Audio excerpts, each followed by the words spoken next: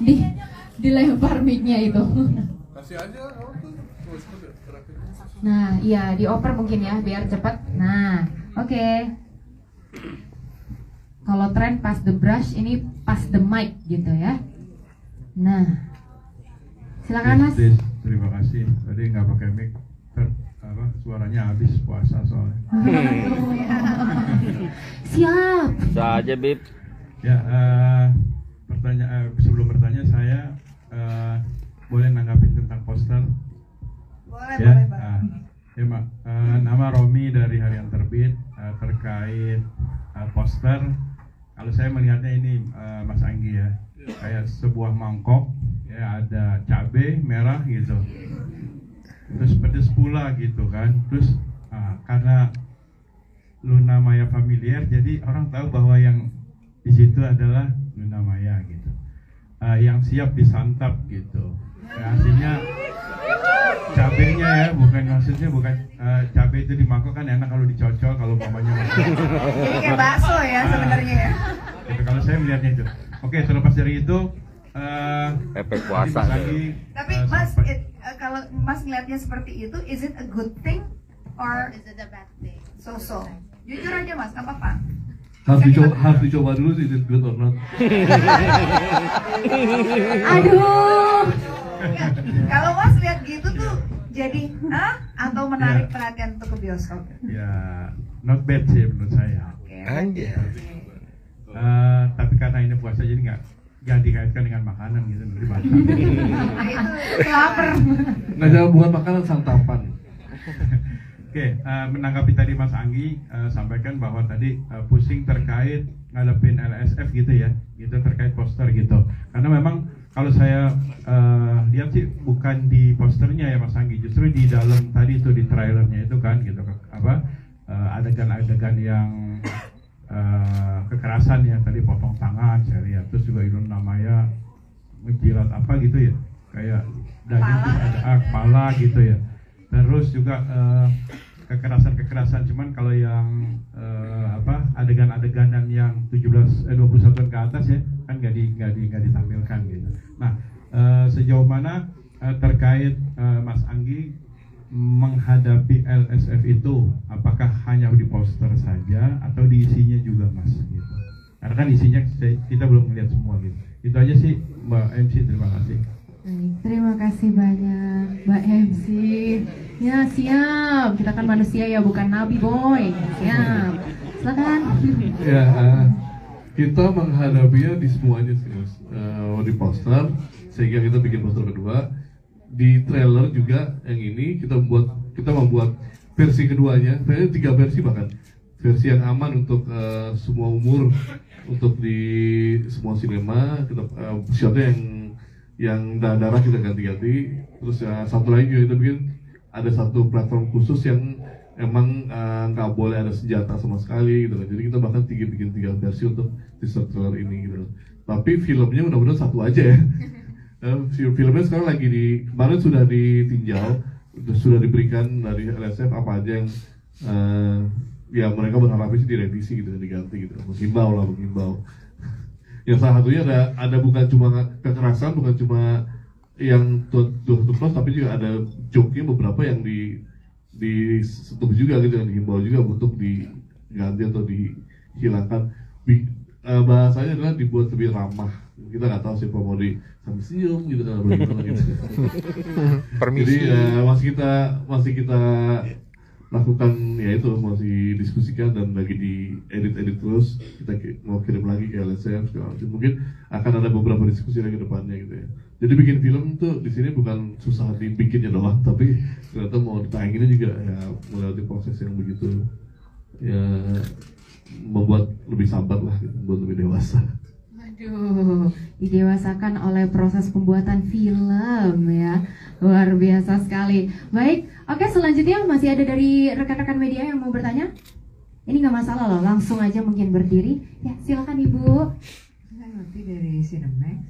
Ini barusan scroll di sosial media, film Gundik ini kan agak kaget juga ya. Definisi Gundik itu kan tentang perempuan dan kekuasaan yang sudah bukan menjadi hal baru. Ada juga positif atau negatif tanggapannya. jadi penasaran aja, para case-nya itu sama Pak Andi sendiri, apa sih yang terpikir pada saat membuat film ini, kalau para case pada saat masuk ke judul yang bisa dikatakan agak kontroversi? Itu aja, makasih. Makasih. Jadi satu kata ya, mungkin setelah ada gundik gitu ya, apa yang terpikirkan gitu? Aku itu sebenarnya gundik itu kan ya tergantung perspektif kita melihatnya sih. Kalau misalnya kita melihat itu, mungkin sekarang dilihat itu lebih negatif karena itu adalah istri simpanan. Saya yang sebenarnya kan gundik itu adalah istri tidak sahnya para raja-raja atau pejabat atau ya itu ya, istri tidak sahnya. Tapi pada zaman dulu, zaman kolonial itu, zaman Belanda, gundik itu dari perspektif rakyat Indonesia itu sebuah posisi yang terhormat kan. Seorang nyai gitu kan, kayak Nyai Tosoro gitu kan, kayak banyak lah gitu kan, ya, nyai-nyai yang emang kedudukan itu tinggi di mata masyarakat Indonesia pada saat itu gitu kan. Tapi dari kolonialnya yang ya mungkin negatif istri simpanan segala macam. Jadi selalu ada dua koin untuk melihatnya sih gitu kan, dimana kita mau melihatnya aja gitu kan. Nah itu yang kita sebuah topik yang menarik untuk kita bahas sebenarnya gitu. Dan ini di dalam film ini akan jauh lebih layering daripada itu gitu kan, bukan cuma person to person gitu kan. Jadi konon kabarnya juga semua raja-raja Jawa mempunyai gundik gitu kan, dan gundik itu pun ada yang dari alam sini, ada dari alam yang lain kayak gitu. Jadi itu yang akan kita bahas nih di film ini gitu. Kalau dari Kak Luna gimana? Mungkin tadi setelah mendengar kata gundik, apa tuh? Menurut aku ya mungkin persepsi orang, benar tadi kata Anggi gitu, bahwa kalau kita bicara dari sejarah kata gundik itu adalah bisa dibilang kata lain dari selir lah ya, atau istri kedua dari raja-raja segala macam. Cuma mungkin persepsinya jadi negatif karena memang menjadi yang kedua gitu. Kalau zaman sekarang kan orang bilangnya pelakor gitu kan, bahasa trennya lah. Padahal sebenarnya kalau pelakor yang bahasa sekarang itu belum tentu negatif juga gitu. Memang mungkin ada persetujuan dari kedua belah pihak gitu. Kita kan nggak pernah tahu karena yang kita lihat cuma dari sisi luarnya saja. Tapi oke, itu untuk nggak perlu dibahas lagi. Tapi kalau untuk aku dari sisi sebagai seorang seniman ya, sebagai aktor gitu atau dari keaktoran gitu, kita selalu pengen men-challenge apapun perannya gitu. Kita selalu semakin liar perannya, semakin di luar nalar, ibaratnya di luar dari kehidupan saya sebagai Luna Maya, itu kan kita pengen masuk ke dunia yang nggak pernah terpikirkan gitu. Jadi itulah menyenangkannya menjadi seorang aktor. Kalau menurut aku ya, yang membuat aku selalu berani untuk do something yang di luar seorang Luna Maya gitu, karena itu adalah peran gitu, dan itu yang menyenangkan menjadi seorang aktor menurut aku. Jadi pada saat menerima challenge yang seperti ini, itu tuh menurut aku tuh jadi kayak masuk ke taman bermain, dan kita masuk kayak ke dunia fantasi yang sebenarnya kayak wah ini dunia apa sih gitu, dan sangat apa ya, dan jujur gitu setelah kita keluar dari apapun proyeknya, setiap peran itu harus mendewasakan kita sih sebenarnya, harus membuat kita jadi orang yang lebih baik. Itu baru benar-benar thank you. Itu baru benar-benar kita benar-benar mengamini dan mengerjakan pekerjaan kita dengan baik gitu. Tapi kalau suatu peran itu tidak memberikan impact ke kita, hanya kita lakukan hanya demi yang penting gue kerja, yang penting gue dapat duit, itu harus dipertanyakan lagi kecintaan kita terhadap pekerjaan kita gitu. So for me kontroversial atau pro dan kontranya itu banyak. Itu tuh di luar pemikiran aku sebagai seorang aktor untuk menjalankan itu. Itu hanya satu, kalau kontranya itu adalah kendala, ya kontroversialnya itu bisa dianggap challenge. Tapi kalau dari keaktoran tuh aku merasa bahwa dengan abis main ini, gue tuh belajar sesuatu gitu. Menjadi nyai ini itu nggak enak banget gitu. Dunianya gelap, tidak ada kebahagiaan, ambisi yang terus menerus.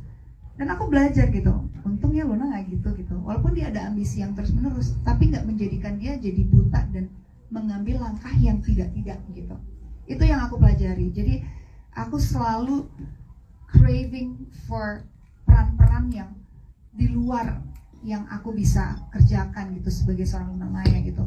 Mau itu tiba-tiba one day ada film perang jadi seorang tentara perempuan misalkan, kan kita nggak pernah kebayang, aku nggak pernah masuk ke dalam situasi itu gitu. Jadi memang menyenangkannya di pekerjaan kami ini ya itu sih Mbak gitu, apapun apa ya perspektif orang gitu, itu udah di luar kemauan aku sih gitu, kurang lebih gitu sih.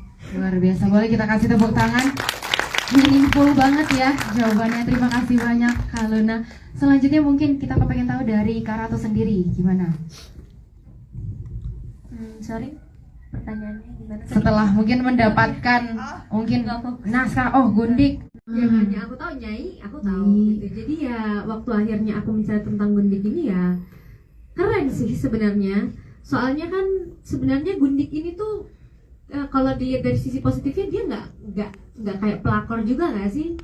Kan kalau pelakor tuh kan sekarang negatif banget ya, konotasinya negatif banget. Nah sekarang tuh malah di TikTok itu tuh pelakor diganti lagi nama jadi Gundik. By the way. Jadi tren lagi ya. Iya jadi tren lagi. Jadi Gundik ini Gundik, tren Gundik, ya. Gundik gitu. Dan sekarang tuh ada lagi Ani-Ani kan. Jadi namanya Enak-enak. beda-beda ya. Itu untuk nama yang berbeda-beda itu menurut aku sesuai pandangan masing-masing aja sih. Gitu. Udah sih, gitu aja. Jadi merasa bahwa ini adalah film ini nambah kosakata ya. Iya. Aku tambahin dikit juga ya, karena sebenarnya kalau Gundik itu apa ya,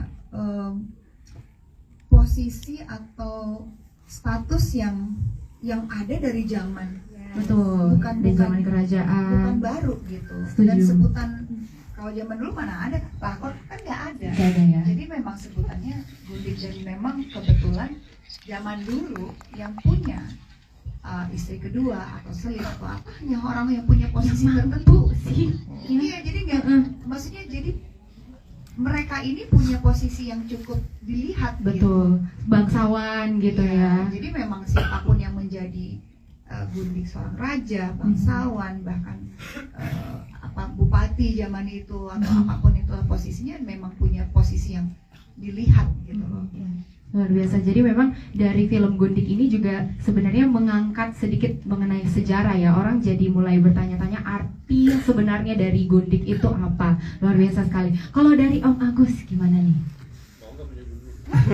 Nah, kalau Gundik memang tidak bisa diakui, tapi banyak keputusan-keputusan atau apapun itu terpengaruh dari si Gundik ini.